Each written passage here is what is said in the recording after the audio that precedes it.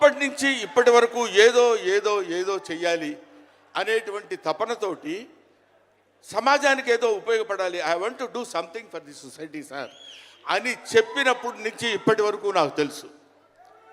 అప్పటి నుంచి ఇప్పటి వరకు ఎదురు లేకుండా తనంతట తను వేసుకున్నటువంటి బాటలో నడుస్తూ వెళ్ళాడు తప్ప ఎవరి బాటలో నడిచి వెళ్ళలేదు పవన్ కళ్యాణ్. మైండ్ తన బాటలో వస్తున్నటువంటి ముళ్ళు, అవాంతరాలు, కష్టాలు, సుఖాలు తనంతట తాను ఎదురు తిరిగి రొమ్ము విరిచి నడుచుకుంటూ వెళ్ళాడు తప్ప ఎవరు వేసుకున్న బాటలో వెళ్ళలేదు. ఆయన వేసుకున్న బాటలో 10 మందిని నడిపిస్తూ వచ్చాడు. ఒక్క మాటలో చెప్పాలంటే ఆయన ఒక స్వయం శిల్పి, తన్ను తాను చెక్కుకున్నటువంటి శిల్పి. హీస్ ఎఫర్ట్ పెట్టి కష్టపడి పైకి వచ్చిన వ్యక్తి కాదు, హీస్ డెస్టినేషన్. నాకు తెలిసి ఆయన జీవితం ఒక అద్భుతమైనటువంటి సౌందర్యవంతంగా కళాకృతిగా తీర్చిదిద్దినటువంటి వ్యక్తి.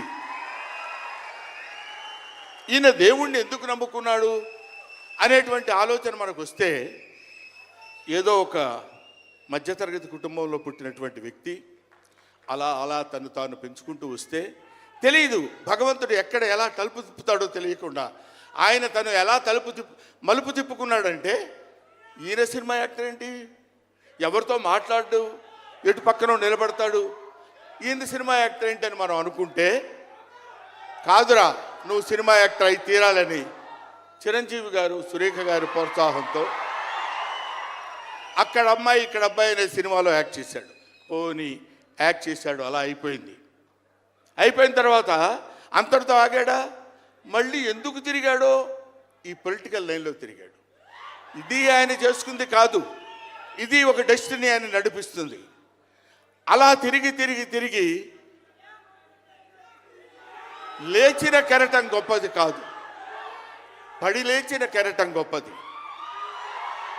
ఎంతమంది ఎన్నైనా అనుకోనివ్వండి, సముద్రం అంతా ఒకసారి ఎదురొచ్చి గుండెల మీద కొట్టినా సరే స్ట్రైట్గా నిలబడి చెప్పగలిగినటువంటి ఏకైక వ్యక్తి మా పవన్ కళ్యాణ్.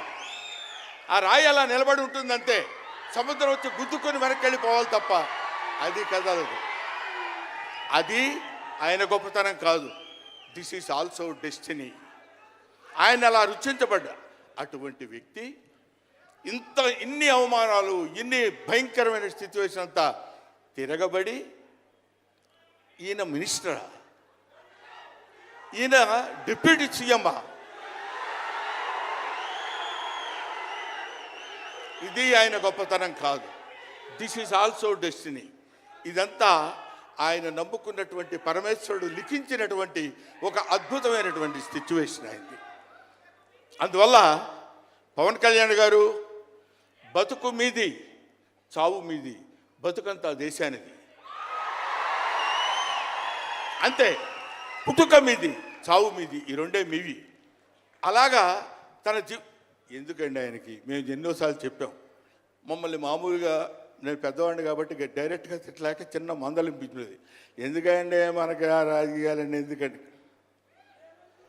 నో, ఎప్పుడైతే మూర్ఖత్వం అనే పదం మనం వాడతాం, కానీ మూర్ఖత్వానికి ఇంకో పదం ఏంటంటే పట్టుదల. పట్టుదల ఉంటే ఏదైనా చేయగలం. నువ్వు నా దగ్గరికి రావద్దు సుమా, వెళ్ళు. పట్టుదల ఉంటే మనం ఏమైనా చేయగలం అని చెప్పడానికి మహానుభావులు ఎంతో మంది పట్టుదలతో పెరిగారు, పుట్టారు, పెరిగారు. ఒక లాల్ బహదూర్ శాస్త్రి పట్టుదల, ఎడం చేత్తో కుడి చేత్తో పుస్తకాలు పట్టుకొని ఎడని చేత్తో గంగానది ఈదుకుంటూ వెళ్ళి చదువుకున్నటువంటి దాదాసాహెబ్ ఫాల్కే అంబేద్కర్, ఆయన పట్టుదల.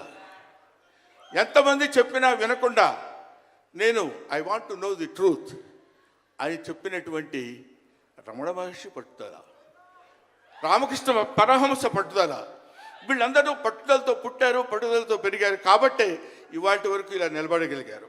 ఇప్పుడు నేను చెప్పేది, రేపొద్దున ఆయన ఎంత గొప్పవాడు అవుతాడనేది మనం నిర్ణయించలేము, మన చేతుల్లో లేదు. ఇవాళకి ఈ స్టేజ్కి వస్తాడని మనం అనుకోలేదు. ఇక తర్వాత ఏ ఏ శిఖరాలను అధిరోహించబోతున్నాడో అది ఆయన చేతుల్లో లేదు, మన చేతుల్లో లేదు. సకల సృష్టి స్థితి రేఖారుడైన భగవంతుడి చేతుల్లో ఉంది. కాబట్టి ఆ నిర్ణయించినటువంటి ఆ డెస్టినీని నమ్ముకొని వెళ్ళేటువంటి మనిషి కాబట్టి ఆ మహానుభావుడు ఇంకా ఇంకా ఇంకా ఎన్నో స్థితులకు వెళ్ళాలి, ఎన్నో స్థితులను అధిరోహించాలి అని మనం కోరుకుందాం. అధిరోహించి తీరుతాడు. అస్తు అస్తు అస్తు, శుభమస్తు. ఇది జరిగి తీరుతుంది. ఇది నిత్య సత్యం. చాలు. ఏవయ్యా, నువ్వు పొగట్టడానికి వచ్చావా ఇక్కడికి?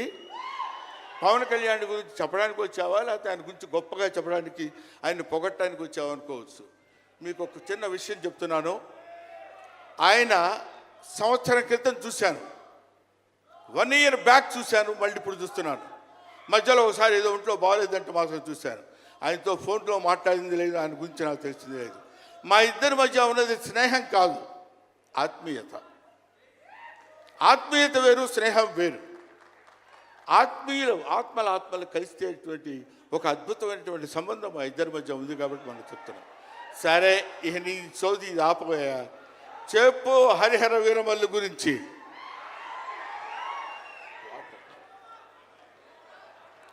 హరిహర వీరమల్లు ఇందాక తమ్ముడు భరణి చెప్పినట్టు, శివుడు ఒక్కడొస్తేనే, శివతాండవం చేస్తే 14 లోకాలు దద్దరిల్లిపోతాయని చెప్తారు. అవునా?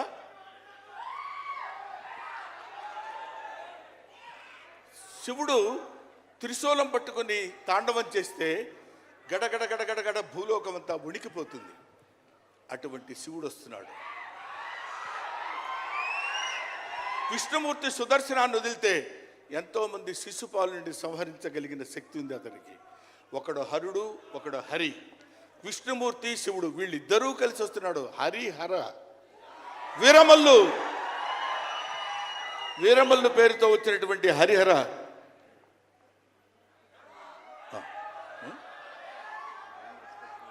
ఓకే, అందుకని హరిహర వీరమల్లు గురించి మధ్యలో చిన్న డిస్టర్బెన్స్ జరిగింది. సరే, ఏదేమైనా ఆ సినిమా గురించి ఇంక నేను చెప్పాల్సిన పని లేదు, మీరు చూస్తారు కాబట్టి నేను మాట్లాడదు. ఎందుకంటే పవన్ కళ్యాణ్ గారి గురించి ఆవిష్కరించి ఆయన గురించి 2 ముక్కలు చెప్పాలని. సరే, సినిమా గురించి అంటారా, ఇంకా ఆయన గురించి మనం ప్రత్యేకంగా చెప్పాల్సిన అవసరం లేదు. ఆయన అలా కొట్టుకుంటూ ఇంకా రచ్చ రచ్చ రచ్చ రచ్చ కింద ఉంటుంది. ఇప్పటికే పవన్ కళ్యాణ్ గారు, మరి ఆయన జాతకం ఏంటో నాకు తెలియదు, ఇలాంటి స్టైల్. అప్పుడెప్పుడో ప్యాంటు మీద ప్యాంట్ వేసుకుంటే స్టైలు. ఆయన కారణజన్ముడు కాబట్టి ఇంకా నన్ను అనవసరంగా వెనకాల జుట్టు పట్టుకొని లాక్కి వెళ్ళిపోయేటట్టుంది సుమ, మా అమ్మాయి. కాబట్టి I wish you all the best. ఎప్పటికైనా మీ ఒళ్ళో తలపెట్టుకుని ఎక్కెక్కి ఏడవాలని పవన్ కళ్యాణ్ గారు. Thank you very much. మిమ్మల్ని ఇద్దరిని చూస్తే మాకు స్వామి నదికి పోలేదా సీన్ గుర్తొస్తుంది.